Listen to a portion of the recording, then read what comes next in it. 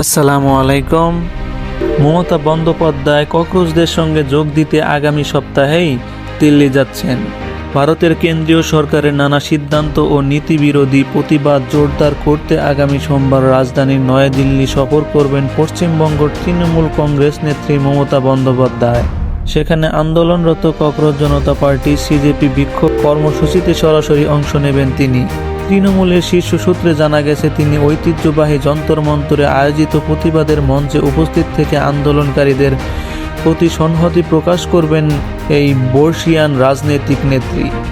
লোকসভায় তৃণমূল কংগ্রেসের উপদল নেতা সৌগত রায়ও মমতা বন্দ্যোপাধ্যায়ের এই সফর ও রাজনৈতিক কর্মসূচির বিষয়টি নিশ্চিত করেছেন। সম্প্রতি 21 জুলাইয়ের শহীদ স্মরণসভা মঞ্চ থেকেই কেন্দ্র সরকারের নীতি ও শিক্ষার্থী তরুণদের ওপর নানা সিদ্ধান্তের তীব্র সমালোচনা করেছিলেন মমতা বন্দ্যোপাধ্যায়। সেখানে তিনি আশ্বাস দিয়েছিলেন, নিট এনইইটি পরীক্ষার প্রশ্নফাঁস বিতর্ক সহ বিভিন্ন ইস্যুতে সাধারণ ও তরুণ সমাজকে দেওয়া প্রতিশ্রুতি অংশ হিসাবে প্রয়োজনে তিনি নিজে দিল্লিতে গিয়ে আন্দোলন সামিল হবেন।